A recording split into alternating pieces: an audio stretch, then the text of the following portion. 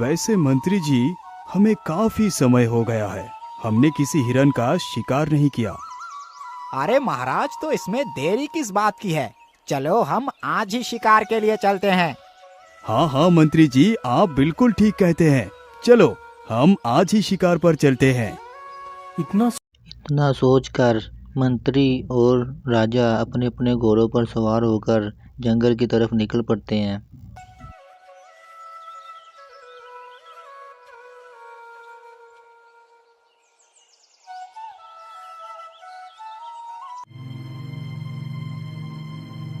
अरे मंत्री जी, हमें तो घूमते घूमते पूरा दिन निकल गया, लेकिन अभी तक कोई शिकार हाथ तो लगा ही नहीं। हाँ हाँ महाराज, पता नहीं आज हम किस मनहूस का मुंह देखकर निकले थे। हाँ हाँ मंत्री जी, आप ठीक कहते हैं, लेकिन मंत्री जी मैं तो बहुत थक गया हूँ। चलो कहीं सुरक्षित स्थान देखकर वहीं आराम करते हैं।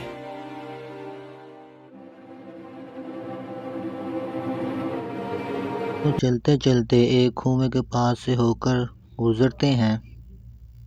अरे महाराज, यहाँ पर तो एक कुआं है, क्यों ना हम यहीं पर पेड़ के नीचे आराम कर लेते हैं। हाँ मंत्री जी, ये स्थान उचित रहेगा। चलो यहीं पर थोड़ा विश्राम करते हैं। इतना कहकर दोनों अपने अपने घोड़ों से उतरते हैं और एक पेड़ के पास जाकर खड़े हो जाते हैं। मंत्री जी आप जल्दी जाइए और हमारे लिए कुएं से पानी लेकर आइए। जी महाराज, आप यहीं पर आराम कीजिए, मैं अभी आपके लिए पानी लेकर आता हूँ। इतना कहकर मंत्री कुएं के पास जाता है और वो मटका उठाकर कुएं के अंदर लटका देता है। मुझे लगता है कि अब मेरा घड़ा पानी से भर चुका है। चलो जल्दी से अपने घड़े को बाहर खींच लेता हूँ। इतना सोचकर मंत्री घड़े को कुएं से बाहर खींचने लगता है। अरे ये क्या, मेरा घड़ा इतना भारी कैसे हो गया? अभी तो इतना भारी नहीं था, लेकिन अचानक से ही ये भारी कैसे हो गया? मंत्री काफी जोर लगाता है लेकिन उस घड़े को बाहर नहीं खींच पाता। अरे ये क्या, मैं ये घड़ा बाहर क्यों नहीं खींच पा रहा? मुझे लगता है कि किसी ने मेरा घड़ा पकड़ लिया है, इसीलिए मैं अपने घड़े को बाहर नहीं खींच पा रहा। अरे कौन है कुएं के अंदर? किसने मेरा घड़ा पकड़ा हुआ है?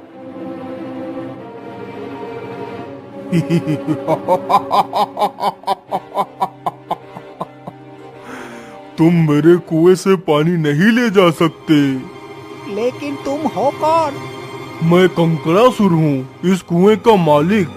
अरे कंकरसूर जी, हमें बहुत जोर से प्यास लगी है, कृपया कर हमें थोड़ा सा पानी दे दीजिए। अरे नहीं नहीं, मैं तुम्हें ऐसे पानी नहीं दे सकता। यदि तुम्हें पानी चाहिए तो तुम्हें मेरे 3 सवालों का जवाब देना होगा। यदि मेरे सवालों का जवाब नहीं दे पाए तो मैं तुम्हारी गर्दन तुम्हारे धड़ से अलग कर दूंगा। अरे नहीं नहीं भाई, मैं तुम्हारे सवालों का जवाब नहीं दे सकता, मुझे माफ करो। इतना बोलकर मंत्री तुरंत राजा के पास जाता है। महाराज, उस कुएं में एक राक्षस है। अरे क्या बात है मंत्री जी, आप इतना परेशान क्यों दिखाई पड़ रहे हैं? महाराज, उस कुएं में एक राक्षस है। मंत्री राजा को सारी बात बताता है। 3 सवाल? लेकिन वो क्या सवाल पूछना चाहता है? वो सब मुझे नहीं पता महाराज, मुझे बचा लीजिए महाराज। मंत्री जी आप घबराइए मत, आप शांत हो जाइए। मैं जाकर पूछता हूँ उस राक्षस से, आखिर वो क्या सवाल पूछना चाहता है। इतना कहकर राजा उस कुएं के पास जाता है और मंत्री डर के मारे पेड़ के नीचे खड़ा रहता है। कौन हो तुम और हमें पानी क्यों नहीं लेने दे रहे? तुम जानते भी हो कि मैं कौन हूँ?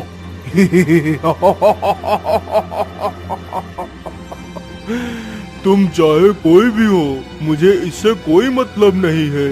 यदि तुम्हें पानी चाहिए तो तुम्हें मेरे 3 सवालों का जवाब देना ही होगा, और यदि जवाब नहीं दे पाए तो मैं तुम्हारा सिर तुम्हारे धड़ से अलग कर दूंगा। ठीक है राक्षस, मुझे तुम्हारी शर्त मंजूर है। पूछो, तुम क्या सवाल पूछना चाहते हो? तो फिर ठीक है, मेरा पहला सवाल सुनो। ऐसा क्या है जिसे इंसान एक बार खा ले तो उसे दूसरी बार खाना नहीं चाहता। अरे ये इस राक्षस ने कैसा सवाल पूछ लिया, इसका जवाब तो मुझे नहीं पता। मुझे तो लगता है आज मेरे प्राण ये राक्षस जरूर ले लेगा। अरे क्या हुआ, तुम इतना शांत क्यों खड़े हो गए? तुम मुझे मेरी इस पहेली का जवाब दो। लेकिन राक्षस, इस पहेली का जवाब तो मुझे नहीं पता है।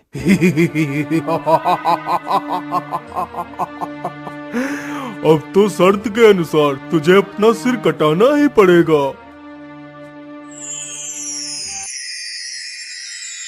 इतना राक्षस राजा का सिर काट देता है। ये सब देखकर मंत्री ही बहुत ही डर जाता है और वहां से भागकर जाकर राजा के पुत्र को सब कुछ बता देता है। मंत्री जी, आप कायरों की तरह भागकर यहाँ क्यों आ गए?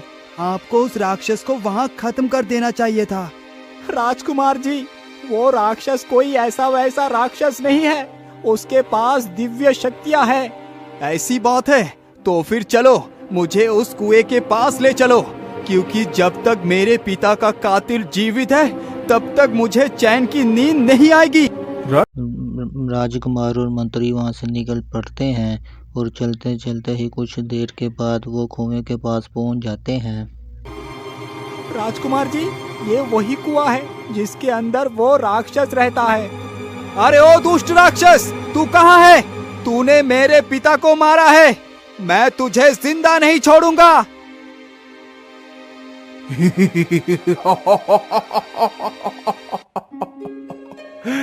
तू मुझे मारेगा? चल ठीक है, मैं तेरी यह भी इच्छा पूरी करूंगा। यदि तूने मेरे 3 सवालों के सही जवाब दे दिए तो तू जो भी कहेगा मैं वही करूंगा। ठीक है राक्षस, यदि मैंने तेरे सवाल का जवाब सही दिया तो मैं भी तेरे सिर को तेरे धड़ से अलग कर दूंगा।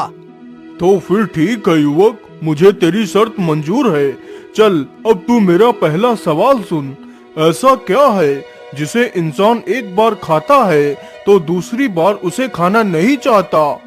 अरे दुष्ट राक्षस, इसका सही जवाब धोखा है। जिस इंसान ने एक बार धोखा खा लिया है वो अपने जीवन में फिर कभी भी धोखा खाना नहीं चाहेगा। अरे ये क्या, इस युवक ने तो मेरे पहले सवाल का जवाब एकदम ठीक दिया है। कहीं ऐसा तो नहीं कि आज मैं अपनी शर्त हार जाऊंगा? अरे नहीं नहीं, मैं इससे और भी ज्यादा कठिन सवाल पूछता हूँ। क्या हुआ राक्षस, तू क्यों गहरी सोच में डूब गया? क्या तू अपने सारे सवाल भूल गया है? अरे नहीं नहीं युवक, चल अब मेरा दूसरा सवाल सुन। ऐसा क्या है जो पैदा होते ही आकाश में उड़ने लगता है? अरे राक्षस, इसका सही जवाब है धुआं, जो पैदा होते ही आकाश में उड़ने लगता है। अरे ये क्या, इसने तो दूसरा जवाब भी एकदम ठीक दिया है। इस बार मुझे इससे और भी ज्यादा कठिन सवाल पूछना होगा। अच्छा तो फिर मेरा तीसरा और अंतिम सवाल सुन। ऐसा क्या है जो बच्चे को जवान और जवान को बूढ़ा बना देती है? राक्षस, इसका सही जवाब इंसान की उम्र होती है, जो एक बच्चे को एक न एक दिन जवान बना ही देती है तथा एक जवान को एक न एक दिन बूढ़ा जरूर बना देती है। राजकुमार की ये बात सुनकर राक्षस फिर उस कुएं के अंदर चला जाता है। अच्छा बच्चू, खुद की बारी आई तो जान बचाकर भाग रहा है, लेकिन मैं तुझे ऐसे जिंदा नहीं छोड़ूंगा। कहकर राजकुमार भी कुएं के अंदर छलांग लगा देता है। हे भगवान, राजकुमार तो कुएं के अंदर चले गए, उनकी रक्षा करना भगवान। कुछ ही देर के बाद राजकुमार राक्षस का सिर काटकर कुएं से बाहर आ जाता है।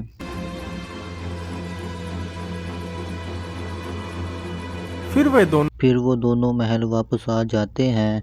राजकुमार उस राक्षस का सिर एक कमरे में रख देता है, उसको ताला लगाकर चाबी अपनी माँ को दे देता है। माँ, चाहे कुछ भी हो जाए, लेकिन कभी भी आप उस दरवाजे को मत खोलना। लेकिन बेटा, आखिर ऐसा क्या है इस दरवाजे के अंदर जो तुम इसे किसी और को दिखाना नहीं चाहते? माँ, समय आने पर मैं आपको सब कुछ बता दूंगा। राजकुमार उस राज्य का राजा बन जाता है।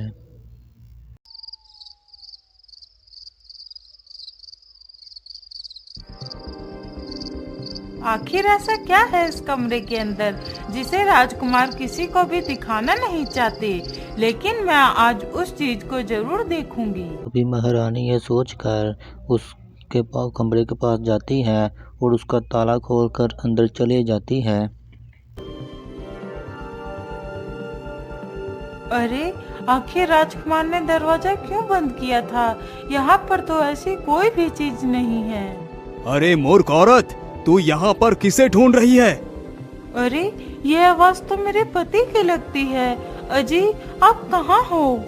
अरे पागल औरत, नीचे देख, नीचे।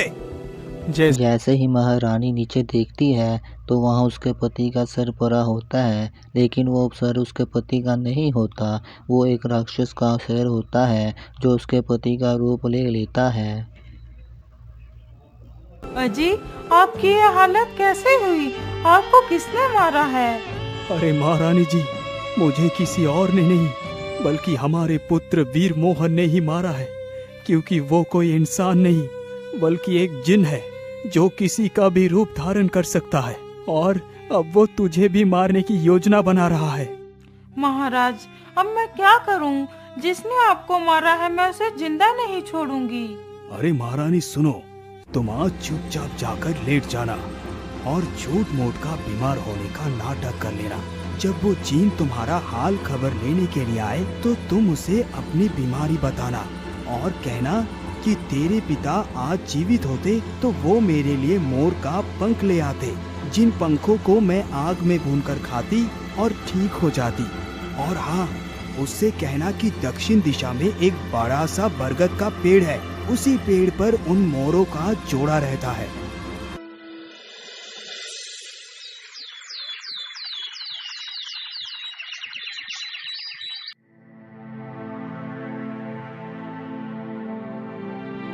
महारानी वैसा ही करती है जैसा सुदानो ने बोला था। महारानी को चुपचाप लेट जाती है और कुछ ही देर के बाद राजकुमार अपनी माता का पता लेने आता है। अरे माँ, आज अब इतना उदास होकर क्यों पड़ी हैं? क्या बात है? कुछ नहीं बेटा, मैं ठीक हूँ। तुम जाकर अपना कार्य करो।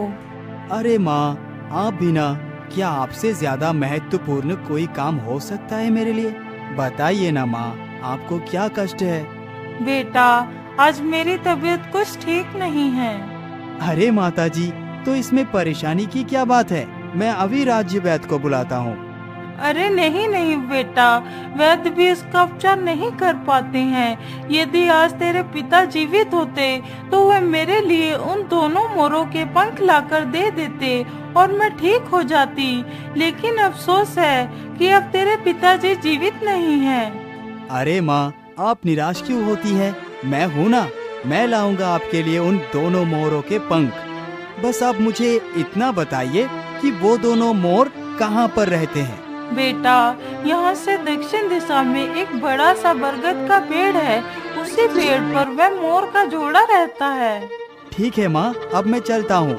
मुझे आशीर्वाद दीजिए कि मैं अपने कार्य में सफल हो जाऊँ। इतना कहकर फिर राजकुमार अपने घोड़े पर सवार होकर वहाँ से निकल पड़ता है।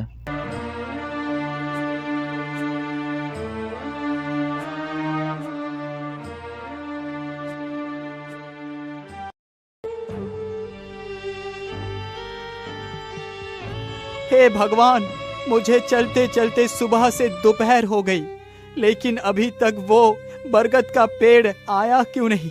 चलो कोई बात नहीं, थोड़ा सा और आगे चलकर देखता हूँ। फिर राजकुमार चलते चलते उस बरगद के पेड़ के पास पहुंच जाता है।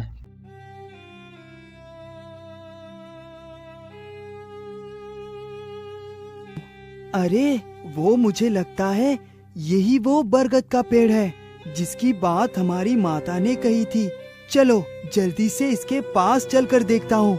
राजकुमार जल्दी से पेड़ के पास पहुंचता है।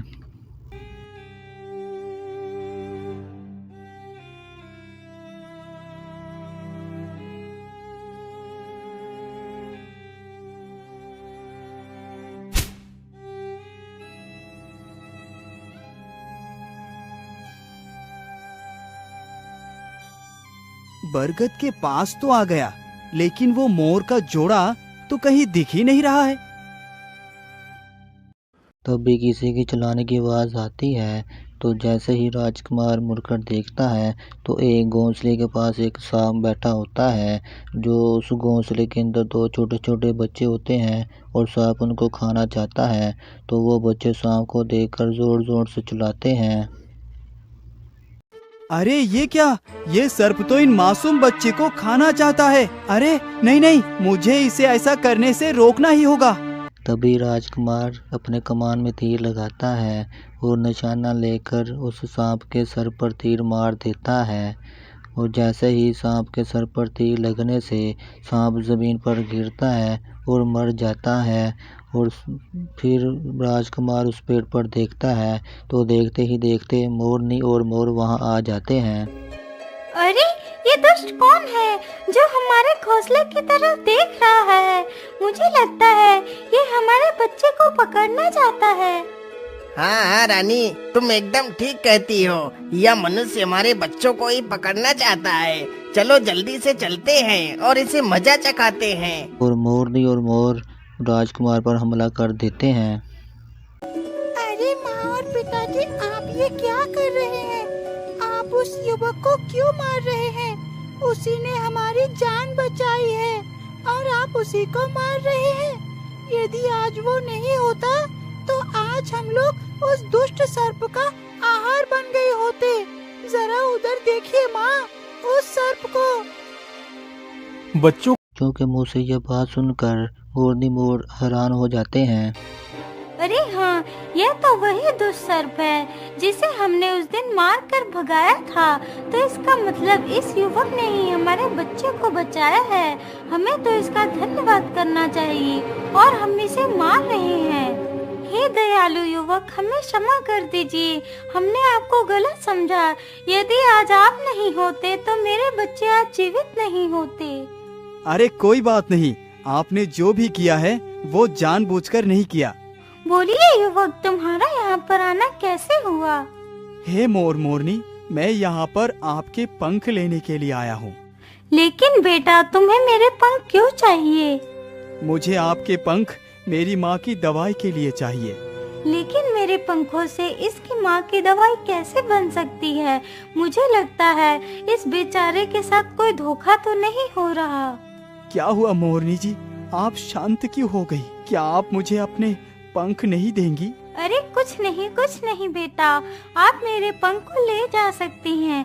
और हाँ बेटा, मैं जो भी पंख तुम्हें दे रही हूँ उसमें से एक पंख अपने पास रख लेना, और जब भी तुम्हें मेरी आवश्यकता पड़े तो मेरे पंख को प्यार से सहलाना, तो मैं तुम्हारे पास आ जाऊंगी।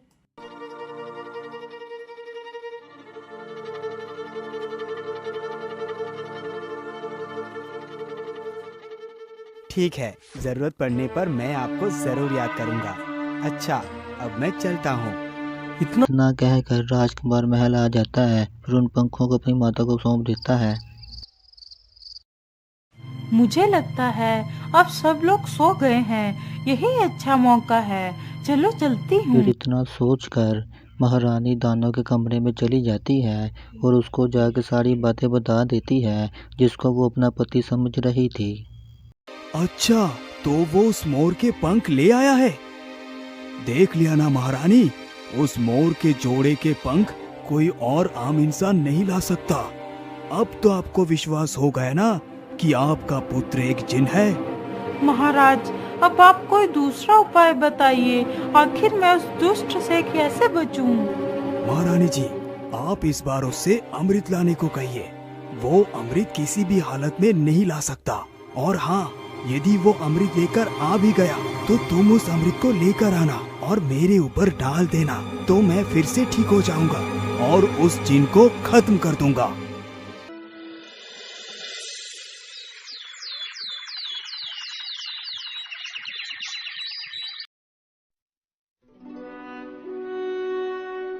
महारानी ने फिर वैसा ही किया और अगले दिन राजकुमार फिर अपनी माता का हाल पूछने आते हैं। अब आपकी तबीयत कैसी है? बेटा, मुझे इन पंखों से कुछ ज्यादा लाभ नहीं हुआ। यदि तुम मेरे लिए कुछ अमृत ले आते तो मैं पूरी तरह से स्वस्थ हो जाती। ठीक है माँ, आप निश्चिंत रहिए, मैं आपके लिए अमृत लेकर जरूर आऊंगा। कहकर राजकुमार अमृत लेने के लिए निकल पड़ता है।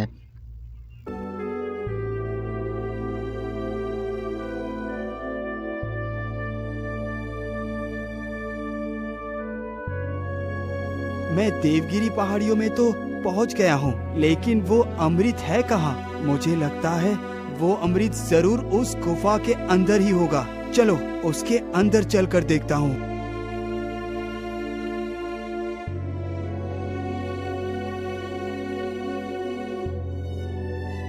राजकुमार अपने घोड़े से उतरता है, फिर गुफा के अंदर जाने का सोचता है।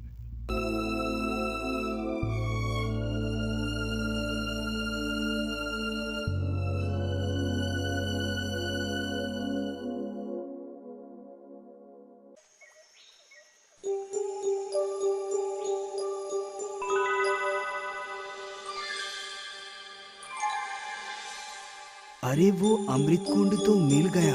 चलो जल्दी से अमृत अपनी बोतल में भर लेता हूँ। वैसे अभी तक तो मुझे किसी मुसीबत का सामना नहीं करना पड़ा है। ये अमृत इतनी आसानी से तो मिलेगा नहीं। मैं ऐसा करता हूँ, अमृत के पास एक पत्थर फेंक कर देखता हूँ, यदि कुछ होगा तो दिख जाएगा। सोचकर राजकुमार एक पत्थर उठाता है, फिर उस कुंड को मारता है और कुंड पे पत्थर लगते ही अचानक से एक राक्षस वहां से आ जाता है जो उस कुंड की रखवाली कर रहा था। अरे कौन है यहाँ पर? किसने यह पत्थर फेंका है? जल्दी से मेरे सामने आ जाओ। मुझे लगता है यहाँ पर तो कोई भी नहीं है। यह पत्थर अपने आप ही गिर गया होगा। चलो मैं ऐसा करता हूँ, इसी स्थान पर थोड़ा सो लेता हूँ। अरे राम राम राम, ये क्या? ये तो कितना भयानक राक्षस है। मैंने अच्छा ही किया जो एक पत्थर फेंककर ये देख लिया। अब क्या करूं? कैसे अमृत लेकर जाऊं? अरे हाँ, मेरे पास तो वो मोर पंख है। मैं इस पंख से मदद मांगता हूँ। राजकुमार वो मोरनी का पंख अपने हाथ पर रखकर प्यार से सुलाने लगता है। तभी वो मोरनी वहां आ जाती है। क्या बात है राजकुमार, आपने हमें क्यों याद किया? मेरे दोस्त, मैं बड़ी ही मुसीबत में हूँ। मुझे उस कुंड से थोड़ा सा अमृत लेना है, लेकिन कुंड की रक्षा यहाँ राक्षस कर रहा है। मैं क्या करूँ? उस अमृत को कैसे पाऊँ? राजकुमार जी, आप परेशान मत होइए। मैं इस बोतल में अमृत ले आती हूँ। वह राक्षस मुझे नहीं पकड़ पाएगा। फिर वो मोरनी वो बोतल उठाती है और अमृत के पास जाकर वो उस बोतल में अमृत भरती है और राजकुमार के पास आकर राजकुमार के हाथ में वो बोतल दे देती है। फिर वो दोनों जल्दी से उस गुफा से बाहर आ जाते हैं।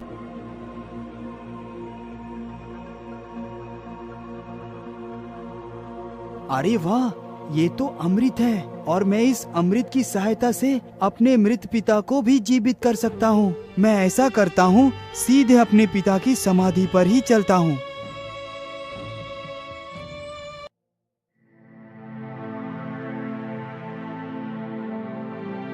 राजकुमार जल्दी से अपने पिता की समाधि पर जाता है और अपने पिता की कब्र को खोदने लगता है। कुछ ही देर में राजकुमार ने अपने पिता की लाश को बाहर निकाल लिया। निकालते हैं और उस पर थोड़ा सा अमृत की बूंदें डालते हैं और वो कुछ ही देर के बाद राजकुमार के पिता जिंदा हो जाते हैं।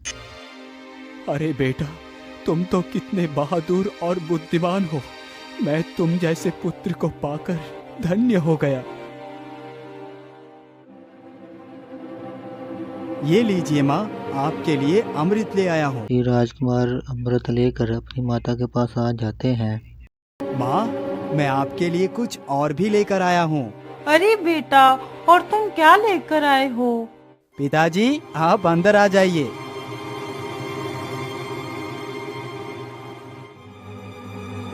फिर महारानी अपने पति को देखकर बहुत ही हैरान हो जाती है और अपने पति के गले लगकर रोना शुरू कर देती है। लेकिन बेटा, यदि तेरे पिता ये हैं, तो फिर उस कमरे में कौन है? फिर राजकुमार अपनी माता को सारी कहानी बताता है। महारानी ये बात सुनकर महारानी के पैरों तले जमीन निकल जाती है। बेटा, मुझे क्षमा कर देना। मैंने तुम्हें गलत समझा था। मैं उस दुष्ट राक्षस की बातों में आ गई थी। फिर महारानी राजकुमार को सारी बातें बताती है। अरे माँ, आप दुखी मत होइए। आपने जो भी किया अच्छा ही किया। आज आपकी वजह से ही हमारे पिता हमें वापस मिल गए हैं।